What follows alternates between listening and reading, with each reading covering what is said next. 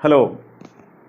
आज हम लोग सेट थ्योरी का एक नया टॉपिक टाइप्स ऑफ सेट्स पढ़ने जा रहे हैं। अपनी एनसीईआरटी 11th क्लास की बुक की एक्सरसाइज 1.2 का इंट्रोडक्शन है। बहुत इंपॉर्टेंट है, बहुत आसान है, समझने में बहुत आसान है। अच्छा देखिए, चीज़ें आसान कब होती हैं? चीज़ें आसान तब होती हैं जो हमारा सोचने का तरीका है उस पर डिपेंड करती हैं। हम अच्छी तरीके से ये सोच लें कि ये चीज़ आसान है तो निश्चित मानिए वो चीज़ आसान है। हम ये सोच लें कि ये चीज़ टफ़ है, वो चीज़ टफ़ है। तो सिर्फ हमारे एटीट्यूड पर डिपेंड करती है, हमारी मेंटलिटी पर डिपेंड करता है कि कौन सी चीज़ ईजी है और कौन सी चीज़ टफ़ है। तो सब कुछ ईजी है, बहुत आसान है ना। इससे पहले हमने 2 वीडियो देखे थे। जो फर्स्ट वीडियो था, आपको ध्यान होगा, उसमें सेट की डेफिनेशन बताई थी, है ना। सेट की डेफिनेशन बताई थी कि सेट क्या होता है। वेल डिफाइंड कलेक्शन होता है ऑब्जेक्ट का, ठीक है ना, उसे अपन सेट कहते हैं। और वेल डिफाइंड का भी मतलब बताया था कि डिस्टिंक्ट और डिस्टिंग्विशबल, ठीक है ना। उसके बाद हमने ये बताया था कि इस सेट को रिप्रेजेंट करने का तरीका, यानी एक तो रोस्टर फॉर्म थी, आपको ध्यान होगा, अगर आपने वो वीडियो नहीं देखा है तो उसको प्लीज़ देखें, ठीक है ना, जिसे हम टेबुलर मेथड भी कहते हैं। रोस्टर मेथड और टेबुलर मेथड कुछ भी कहें, दोनों एक ही चीज है। सेकंड हमने देखा था set builder form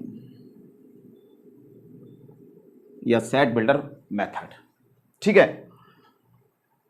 roster form और सेट बिल्डर के बाद हम लोगों ने दूसरा जो वीडियो हमने पढ़ा था उसमें एक्सरसाइज 1.1 का सॉल्यूशन देखा था, है ना। आज जो पढ़ने जा रहे हैं वो हम टाइप्स ऑफ सेट्स के बारे में पढ़ने जा रहे हैं। टाइप्स ऑफ सेट्स क्या होते हैं? बहुत सारे टाइप होते हैं, ठीक है ना। तो शुरुआत करते हैं, चलिए आइए।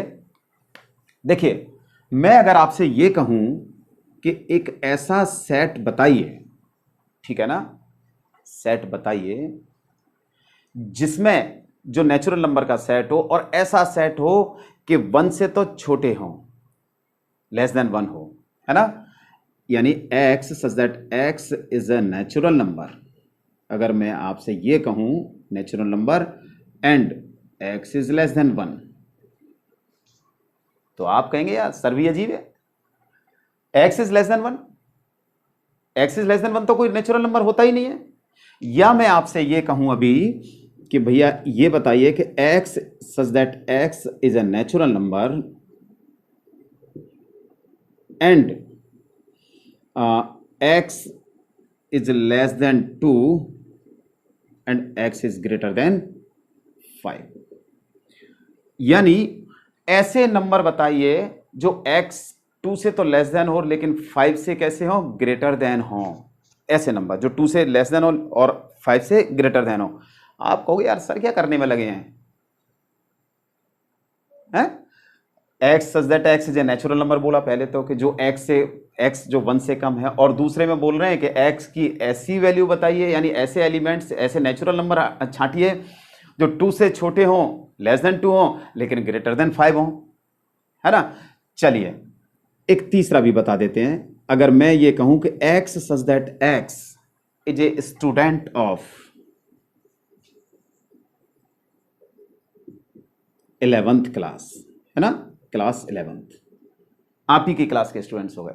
हाँ, तो चेहरे पे स्माइल आ गई हो कि यार ये तो बिल्कुल सही है, x such that x is a student of 11th class, कि इसमें तो स्टूडेंट्स हो सकते हैं, ठीक है ना। तो अब देखिए कि जब इस पहले एग्जांपल की बात करते हैं कि x such that x is a natural number and x is less than 1, यानी ऐसे नेचुरल नंबर का सेट जो x इज लेस देन 1 हो, और ऐसा होता ही नहीं है, यानी कोई एलिमेंट नहीं है इस सेट में। क्या है? कोई एलिमेंट नहीं है, नो एलिमेंट्स,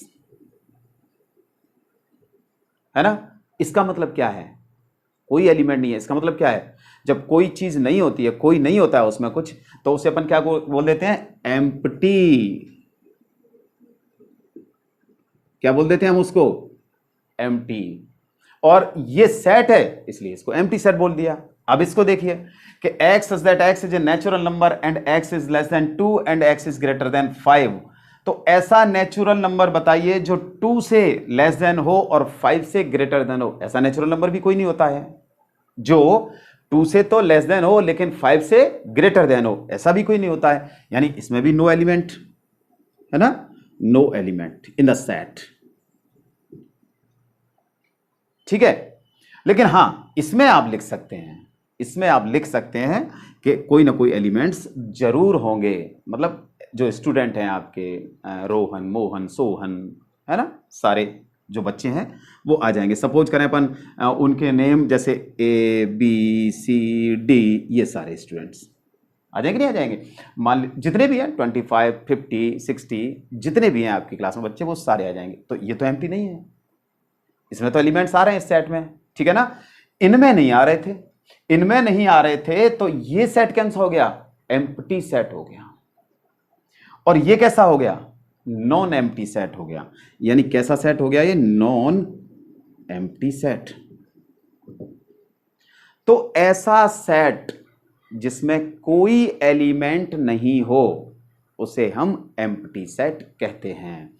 तो कौन सा सेट हो गया, अब अपन क्या कौन सा पढ़ने वाले, एम्प्टी सेट।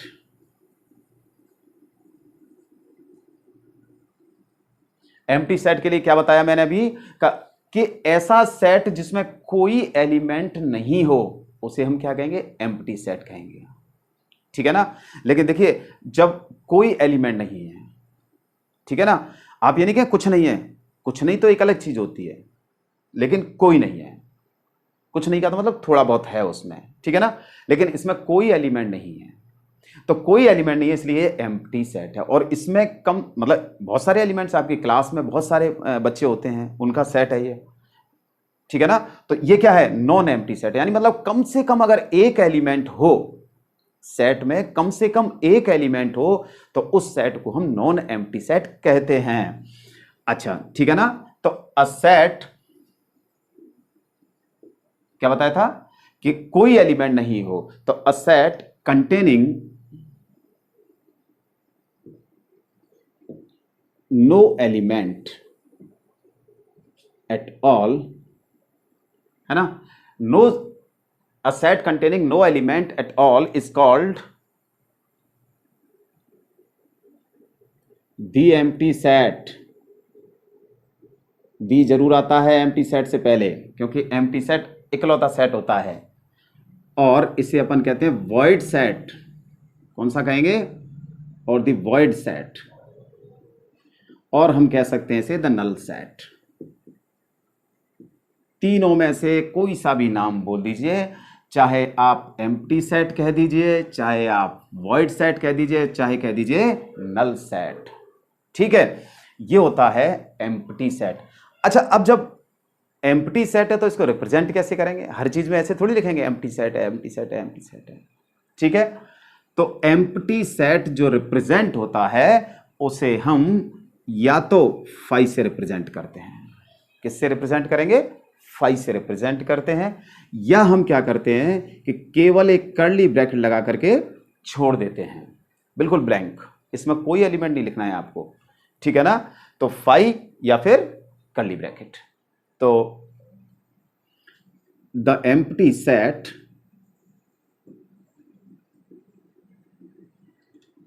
रिप्रेजेंटेड बाय 5 और ये। लेकिन ये भी ध्यान रखें, लेकिन ये भी ध्यान रखें कि ऐसा नहीं हो कि कहीं इस तरीके से लिखा हो 5, ठीक है ना। तो इस तरीके से लिखा हो और आप कहें कि हाँ सर ने बताया था कि 5 लिखा होगा तो वो एम्प्टी सेट होगा, ऐसा नहीं है, ये एम्प्टी सेट नहीं है, क्योंकि इस समय ये जो 5 है ना वो एलिमेंट है। क्या है, एलिमेंट है। इस समय जो 5 है, इस समय जो, और ऐसे लिखा है, इस तरीके से लिखा है तो ये एम्प्टी सेट है। इस तरीके से लिखा है, ब्रैकेट में लिखा है तो फिर ये एलिमेंट है। एलिमेंट है तो इसका मतलब नॉन एम्प्टी है, ठीक है ना। ये चीज ध्यान रखनी है आपको कि अगर केवल 5 लिखा है या ब्रैकेट लिखा है तो ये एम्प्टी सेट है, लेकिन अगर ये ब्रैकेट के अंदर लिखा है तो फिर ये सेट नहीं है, ये एलिमेंट है। यानी एक एलिमेंट है, एक एलिमेंट है तो फिर ये कौन सा सेट हो जाएगा, नॉन एम्प्टी सेट हो जाएगा। कौन सा सेट हो जाएगा ये? नॉन एम्प्टी सेट हो जाएगा, ठीक है ना। तो अपन लिख सकते हैं नॉन एम्प्टी सेट क्या हो जाएगी भाई? कि कम से कम एटलीस्ट एक एलिमेंट जरूर हो। ऐसा सेट जिसमें कम से कम एक एलिमेंट जरूर हो, उसे अपन कहेंगे तो a set which has at least one element, a set which has at least one element is called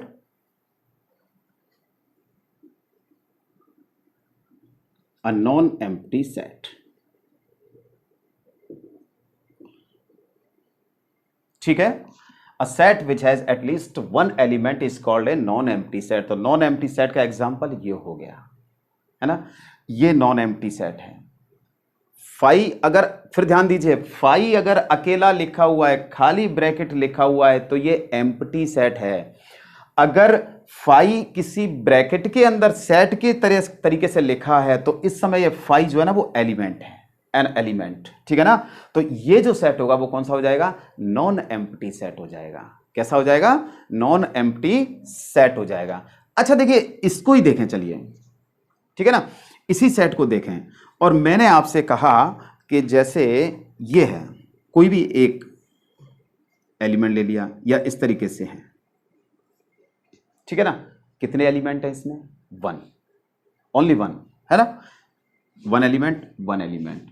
तो अगर ऐसा कोई सेट है, जैसे आपकी क्लास के क्लास टीचर की बात करें, तो कितने क्लास टीचर हैं? तो क्लास टीचर एक ही होता है। आपकी क्लास का जो क्लास टीचर होगा वो कितने होंगे? एक होगा, है ना। तो एक होगा, तो जब किसी सेट में एक एलिमेंट होता है तो उसे अपन कहते हैं सिंगल टोन सेट। कौन सा सेट कहते हैं? Single tone set. यानी एक एलिमेंट, केवल एक एलिमेंट हो तो उसे अपन कहेंगे सिंगल टोन सेट, ठीक है। तो अपन क्या लिख सकते हैं?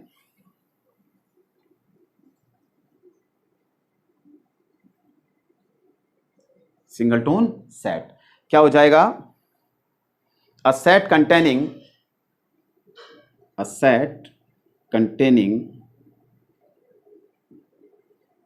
exactly one element is called singleton set। ठीक है ना। सिंगल टोन, सिंगल यानी वन, टोन तो का मतलब जैसे टोन बोलते हैं उस हिसाब से, है ना। तो एक एलिमेंट होना चाहिए सेट में। अगर किसी सेट में एक ही एलिमेंट है ना, जैसे आपकी क्लास का क्लास टीचर, आपकी क्लास के जो क्लास टीचर हैं वो एक ही होंगे, तो वो सिंगल टोन सेट हो गया, ठीक है। अगर मान लीजिए किसी सेट में दो एलिमेंट हों, दो यानी केवल दो, ए कॉमा बी, या हम लिख सकते हैं 1, 2, तो इसे हम कहते हैं पेयर सेट। कौन सा सेट कहेंगे इसको? ऊपर लिखता हूं, दिख नहीं रहा है मुझे लग रहा है ना। तो अगर दो हैं एलिमेंट तो इसको कहेंगे, चलिए पहले लिख देते हैं, पेयर सेट। सिंपल डेफिनेशन हो जाएगी। क्या डेफिनेशन हो जाएगी? अ set containing exactly two elements is called, ठीक है ना। तो अ सेट कंटेनिंग एग्जैक्टली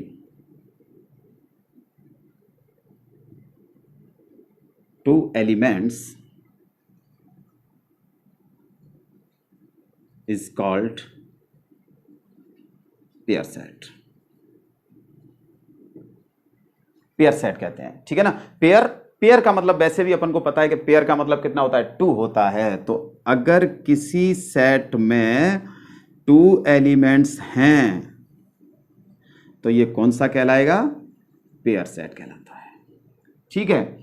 दूसरा भी एग्जांपल ले सकते हैं, 1, 2, ये क्या है? ये पेयर सेट है, ठीक है। तो मैं समझता हूं इसमें ऐसी कोई विशेष बात नहीं थी। एम्प्टी सेट का मतलब कोई एलिमेंट नहीं हो। A set containing no element at all is called the empty set, है ना। इसे हम वॉइड सेट भी कहते हैं और इसे हम नल सेट भी कहते हैं। जैसे हमने एग्जांपल देखा था कि x is that x is a natural number and x is less than 1। 1 से छोटे जो नेचुरल नंबर है उनका सेट तो होता ही नहीं है कोई, ठीक है ना। तो जितने भी एम्प्टी सेट होते हैं उनमें हम फाई या इस तरीके से खाली ब्रैकेट लगा करके रिप्रेजेंट करते हैं, ठीक है। ये भी हो गया, ये भी क्या है, फाई है। या हम क्या लिख सकते हैं, इसको इस तरीके से ब्रैकेट लगा सकते हैं। तीसरा, अगर एक भी एलिमेंट है सेट में, कम से कम एक एलिमेंट जरूर होना चाहिए, तो उसे हम कहते हैं नॉन एम्प्टी सेट।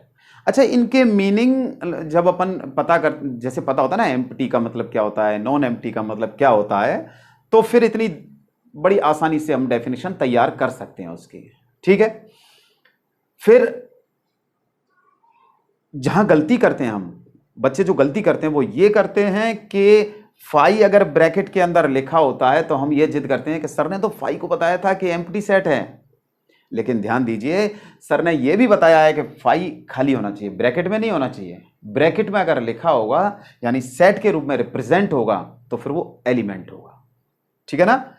अच्छा, अगर किसी सेट में केवल एक ही एलिमेंट है तो उसे सिंगलटोन सेट कहेंगे, है ना। दो एलिमेंट है, एग्जैक्टली दो हैं, तो उसे क्या कहेंगे, दो का मतलब क्या होता है, पेयर होता है, ठीक है। तो नोट कीजिए।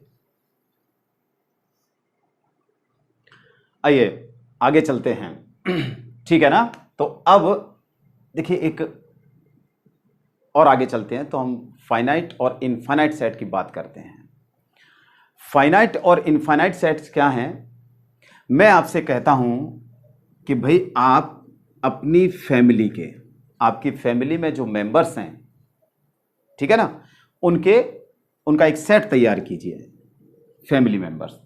तो फादर, मदर, है ना, सिस्टर, ग्रैंडफादर और ग्रैंड मदर, है ना, और आप भी, तो आप बॉय हो गया, ठीक है, ये हो गया। तो इसमें आपको क्या दिख रहा है, इसमें यह दिख रहा है कि ये नंबर काउंट किए जा सकते हैं, इसके एलिमेंट्स जो है काउंट किए जा सकते हैं, ठीक है ना। 1 2 3 4 5 6, GF grandfather, GM grand mother, है ना, और आप खुद भाई या बॉय। यानी इस सेट को अगर हम ध्यान से देखें तो इसके जो नंबर्स हैं वो क्या है, काउंटेबल हैं। कैसे हैं, काउंटेबल हैं, यानी फाइनाइट नंबर हैं। जब काउंटेबल होते हैं तो उसी को अपन क्या कह देते हैं, फाइनाइट नंबर कह देते हैं, ठीक है ना। और फाइनाइट नंबर है तो ऐसे ही सेट को हम क्या कह देते हैं, फाइनाइट सेट कह देते हैं। अच्छा, अभी तो चलिए इतनी सी बात करते हैं फाइनाइट सेट की। वैसे इसमें एक और क्वालिटी है, ये क्या है कि इसमें फाइनाइट सेट में एंड एलिमेंट्स के बारे में, लास्ट वाले एलिमेंट्स के बारे में हमें पता होता है कि कौन सा एलिमेंट आएगा, यानी इसका एंड हो जाता है। लेकिन अभी अगर मैं आपसे ये कहूं कि भैया सेट ऑफ नेचुरल नंबर्स बताइए, तो सेट ऑफ नेचुरल नंबर, अब उसमें तो बहुत सारे एलिमेंट होते हैं, बहुत सारे एलिमेंट्स होते हैं, है ना। यानी कितने होते हैं, अनकाउंटेबल होते हैं, अनकाउंटेबल। अगर सेट ऑफ नेचुरल नंबर की बात की जाती है तो क्या होगा, ये तो अनकाउंटेबल है ना। और जो अनकाउंटेबल चीज होती है उसको हम क्या कहते हैं, इनफाइनाइट कहते हैं। क्या कहते हैं, इनफाइनाइट कहते हैं, इनफाइनाइट नंबर्स, ठीक है ना। जैसे अभी आपसे मैं कहूं कि 1 और 1 और 2 के बीच में, 1 और 2 के बीच में जितने भी रियल नंबर्स हैं उनका सेट बनाइए। 1 और 2 के बीच में जितने भी रियल नंबर्स हैं उनका सेट बनाइए, तो उसमें तो बहुत सारे नंबर्स होते हैं, अनकाउंटेबल नंबर्स होते हैं, अनकाउंटेबल रियल नंबर्स होते हैं, यानी वो भी सेट कैसा हो गया, इनफाइनाइट हो गया। तो अगर अनकाउंटेबल हैं किसी सेट में एलिमेंट्स तो उसे कौन सा कहेंगे, इनफाइनाइट सेट कहते हैं, ठीक है। तो देखिए ये हो गया आपका फाइनाइट, ठीक है, सेट, और ये कैसा हो गया, इनफाइनाइट सेट हो गया। थोड़ा सा इसके बारे में डिस्कस कर लेते हैं। पहली बात क्या है, काउंटेबल होगा फाइनाइट सेट। इनफाइनाइट कैसा होगा, अनकाउंटेबल होगा। फाइनाइट सेट कैसा होगा, काउंटेबल, क्योंकि ये काउंट किए जा सकते हैं। आप अभी मैं आपसे कहूं कि आपके शहर में जितने भी सिटीजन हैं उनका सेट तैयार कीजिए, तो आपके शहर में कितने लोग होंगे, 1 लाख, 2 लाख, 10 लाख, 20 लाख, 1 करोड़, काउंटेबल है ना। तो वो कौन सा सेट हो जाएगा, फाइनाइट नंबर्स का हो जाएगा। लेकिन अगर आपसे ये कहा जाता है कि सेट ऑफ नेचुरल नंबर बताइए, सेट ऑफ रियल नंबर्स बताइए, तो सेट ऑफ नेचुरल नंबर का सेट क्या होता है, उसमें तो अनकाउंटेबल एलिमेंट्स होते हैं। रियल नंबर के सेट में अनकाउंटेबल रियल नंबर्स होते हैं, ठीक है ना। तो अनकाउंटेबल होते हैं तो उसे हम कह देते हैं इनफाइनाइट सेट। अगर किसी सेट में उसके जो एलिमेंट्स हैं वो अनकाउंटेबल हों तो उसे इनफाइनाइट सेट कहते हैं। अगर कोई सेट या तो एम्प्टी सेट हो, अच्छा ध्यान दीजिए, एम्प्टी सेट ये भी कैसा है, फाइनाइट सेट है, ठीक है ना। एम्प्टी सेट हो या फिर उसमें काउंटेबल हो, काउंट किए जा सकते हैं एलिमेंट्स, एक फाइनाइट नंबर, ठीक है ना, तो उसे हम कहते हैं फाइनाइट सेट। तो क्या हो गया, पहला है फाइनाइट नंबर ऑफ एलिमेंट्स, ठीक है। अ set containing finite number of elements is called finite set, definition बन जाएगी। और इसमें क्या है, इसमें है इनफाइनाइट नंबर ऑफ एलिमेंट्स, ठीक है। दूसरा क्या है, काउंटेबल एलिमेंट्स जो होते हैं वो कैसे होते हैं, काउंटेबल होते हैं, और इसमें कैसे होते हैं, अनकाउंटेबल। इनफाइनाइट सेट जो होता है उसके एलिमेंट्स को काउंट नहीं किया जा सकता, क्यों नहीं किया जा सकता है, क्योंकि उसमें इनफाइनाइट नंबर ऑफ एलिमेंट्स होते हैं, ठीक है। इसके बाद क्या होता है, process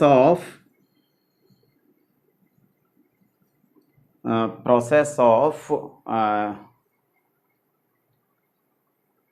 counting different elements, counting different elements comes to an end।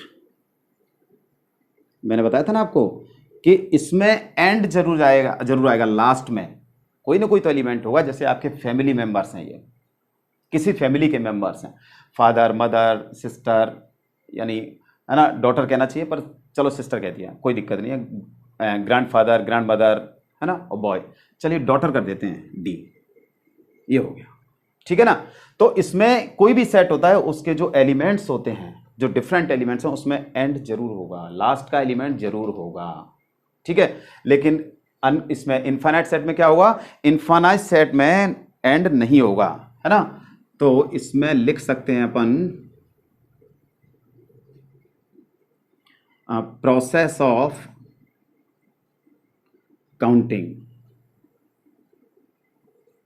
different elements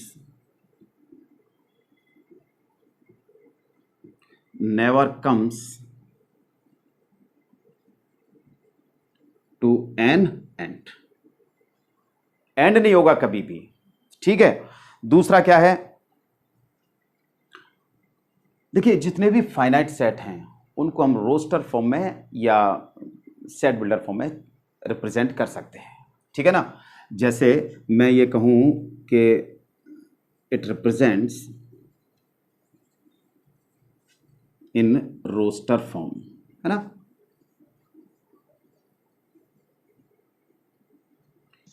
कैसे, जैसे एक सेट बना दिया मैंने और ये 1 2 3 4 5, ये इसमें 5 एलिमेंट्स है, ये हमने रोस्टर मेथड में या टेबुलर मेथड में रिप्रेजेंट कर दिया।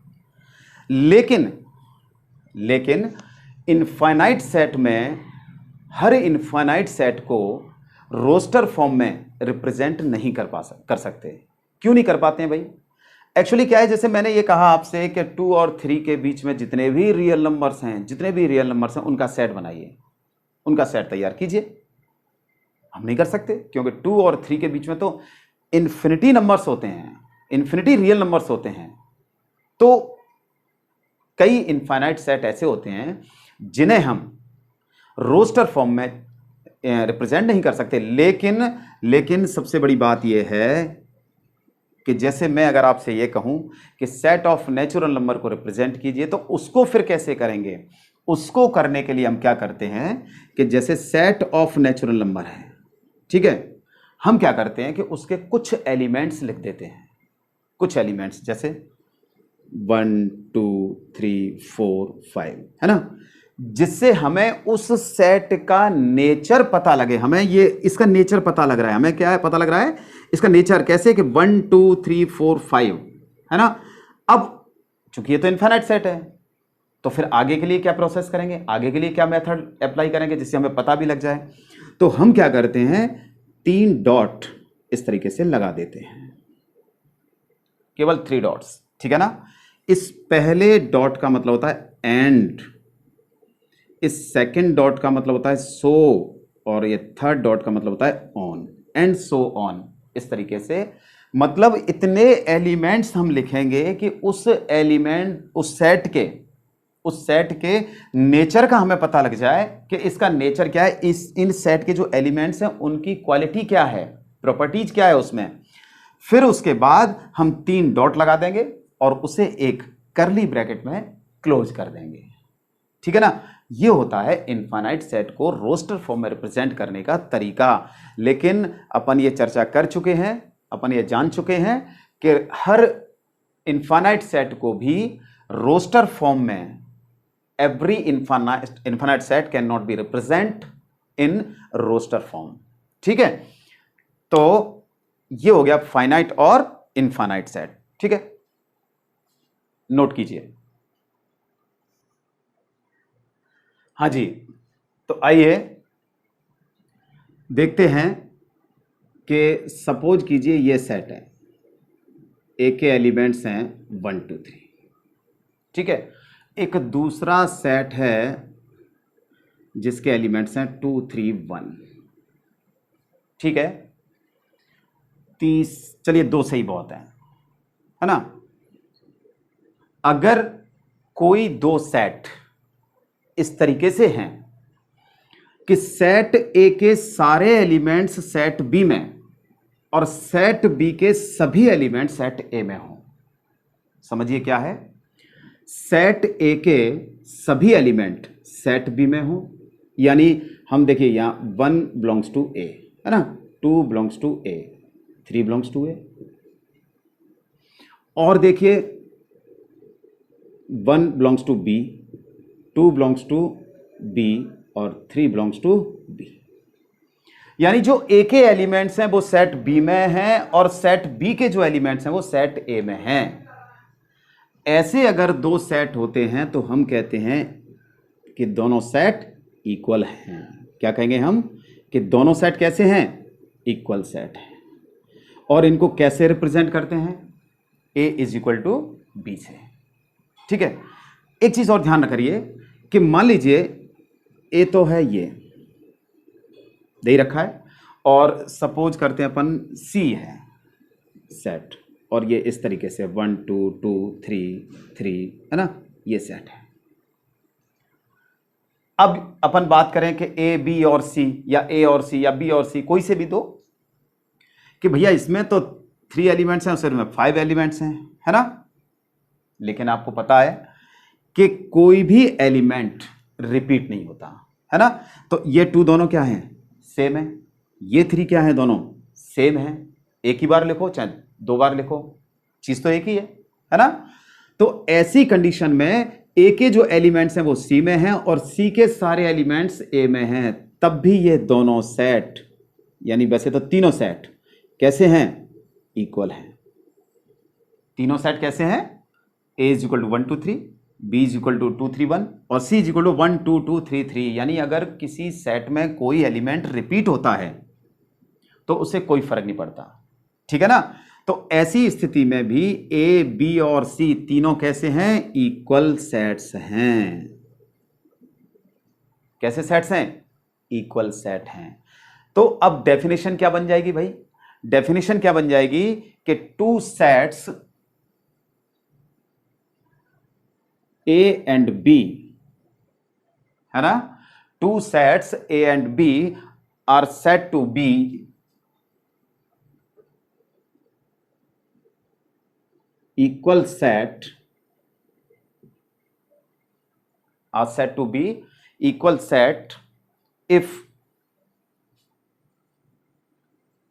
they have exactly कैसे एलिमेंट्स होने चाहिए? Same elements. एग्जैक्टली कैसे होने चाहिए? सेम होने चाहिए। देखिए 1 2 3 2 3 1 1 2 3, है ना, the same elements.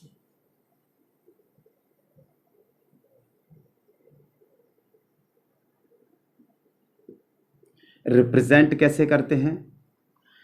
If two sets, है ना, A and B are equal, then we represent कैसे? A is equal to B. A is equal to B से रिप्रेजेंट करते हैं, ठीक है ना। तो अगर दो सेट ऐसे हैं कि ए के सारे एलिमेंट और बी के सारे एलिमेंट सेम हो, कोई अंतर नहीं हो, सेम होने चाहिए, जो ए में है वो बी में होने चाहिए, जो बी में है वो ए में होने चाहिए, तो हम दोनों सेट को क्या कहते हैं? इक्वल सेट कहते हैं, ठीक है ना। और रिप्रेजेंट कैसे करते हैं? A is equal to B से। वैसे यही लिख सकते थे, the same elements and represented bye. हाँ, तो इतना क्यों लिख रहे हैं अपन, यही लिख देते हैं, and represented by A is equal to B, ठीक है। तो ये हो गए। दूसरी बात यह है कि अगर कोई एलिमेंट रिपीट होता है तब भी वो इक्वल होता है। अब अगर मान लीजिए मैंने लिखा एक डी सेट और उसमें लिखा ए बी सी, क्या लिखा? A B C. Number of elements की बात करें तो 1 2 3 इसमें है, यानी 3 एलिमेंट्स हैं। इसमें भी कितने हैं? 3 एलिमेंट्स हैं। 3 इसमें, 3 इसमें। लेकिन क्या है कि ए के एलिमेंट्स बी में, डी में नहीं है, और डी के एलिमेंट्स ए में नहीं है। तो अगर ऐसे कोई एलिमेंट्स होते हैं कि जिनके नंबर ऑफ एलिमेंट्स, यानी number of elements is equal to, दोनों में कैसे हो? Is equal to number of elements in D. Set A के एलिमेंट्स और सेट डी के एलिमेंट्स इक्वल हो। नंबर ऑफ एलिमेंट्स कितने हैं? 3 हैं। कितने हैं इसमें? इन दोनों में, इसमें 3, इसमें 3। नंबर ऑफ एलिमेंट्स इक्वल होते हैं। एलिमेंट्स भले ही इक्वल नहीं हो, भले ही सेम नहीं हो, लेकिन नंबर ऑफ एलिमेंट्स यानी उसमें एलिमेंट्स की संख्या इक्वल हो, तो उसे कहते हैं इक्विवेलेंट सेट। क्या कहेंगे?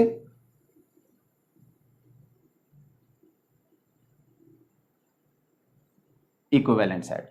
तो ये दोनों सेट कैसे हैं? ए और डी इक्विवेलेंट सेट हैं, और इन्हें कैसे इक्विवेलेंट, ठीक है। रिप्रेजेंट कैसे करेंगे भाई? ये भी तो जरूरी है। तो रिप्रेजेंट करने के लिए हम ए, और ये इक्विवेलेंट का साइन होता है, इस तरीके से हम रिप्रेजेंट करते हैं, ए इक्विवेलेंट डी, है ना। अब चाहे तो हम इसकी डेफिनेशन लिख सकते हैं। क्या लिख सकते हैं? कि two finite sets A and B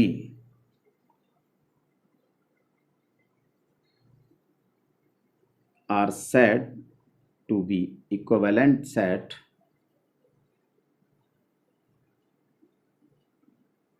if, क्या? If they have same number of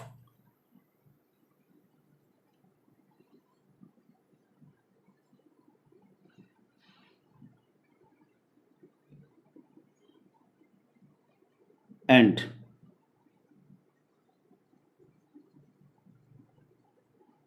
represented by, B ही लिख देता हूं, ए बी लिखे हैं तो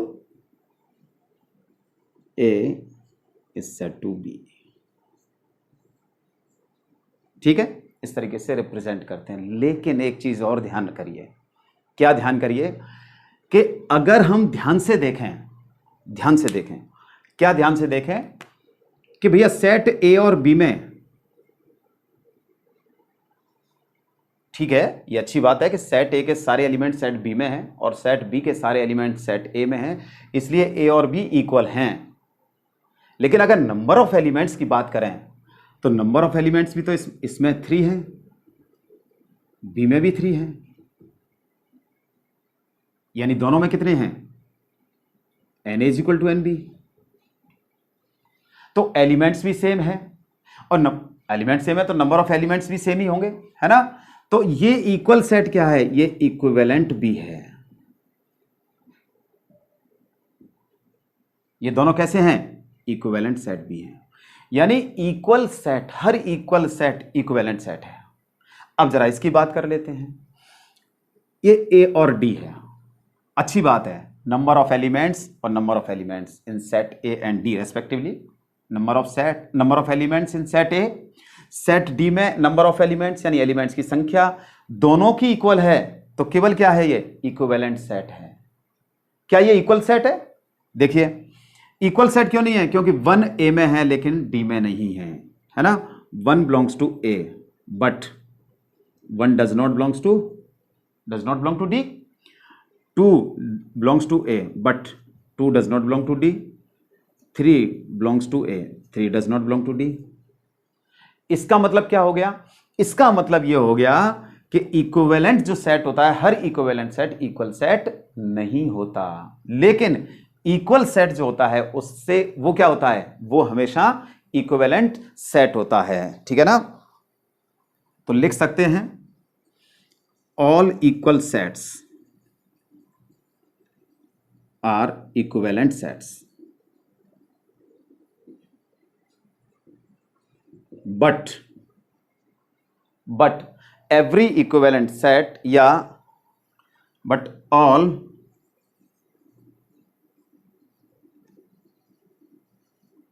equivalent sets are not equal sets।